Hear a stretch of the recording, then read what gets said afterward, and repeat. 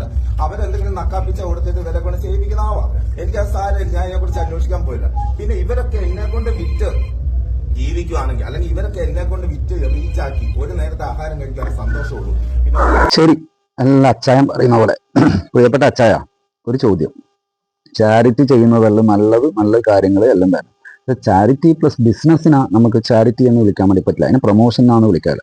Okay, നിങ്ങൾ നിങ്ങളെ പൈസനെ കൊണ്ട് പ്രൊമോഷൻ ചെയ്തോ, ആ പ്രൊമോഷനെ നിങ്ങൾ ചാരിറ്റി എന്ന് പേരിട്ട് വിളിച്ചോ, അതെല്ലാം നിങ്ങളെ ഇഷ്ടം. പക്ഷെ നിങ്ങൾ വിമർശിക്കുമ്പോൾ നിങ്ങൾക്ക് എന്തിനാ ഇത്ര പ്രശ്നം വരുന്നേ?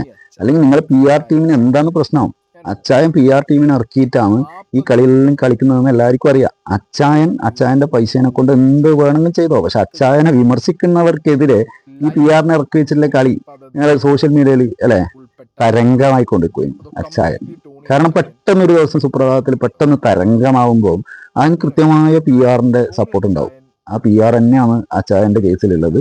അപ്പോൾ സീക്രട്ട് ഏജന്റും മറ്റ് എല്ലാവരും വിമർശിക്കുമ്പോൾ നിങ്ങൾക്ക് കുരു പൊട്ടുന്നുണ്ടെങ്കിൽ അത് നിങ്ങളുടെ പ്രശ്നമാണ്. വിമർശനം എപ്പോഴും ഏറ്റുവാങ്ങണം. വിമർശനം ഇല്ലാതെ ഒന്നുമില്ല അച്ചായ, അത് ശ്രദ്ധിക്കണം കേട്ടാ.